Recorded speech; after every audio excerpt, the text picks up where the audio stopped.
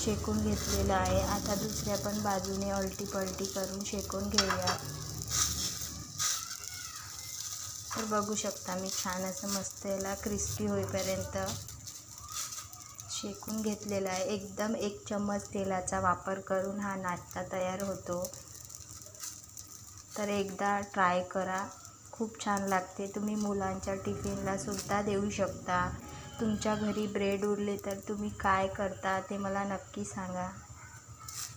मी तर हा नाश्ता बनवते व सर्वांना प्रचंड आवडते. तर बघू शकता उलटी पलटी करून मस्त छान शेकून झालेले आहे. आता आपण याला छान असं प्लेटमध्ये सर्व करून घेऊया. तर बघू शकता मी सर्व नाश्ता असा प्लेटमध्ये काढून घेते व तुम्हाला पण दाखवते.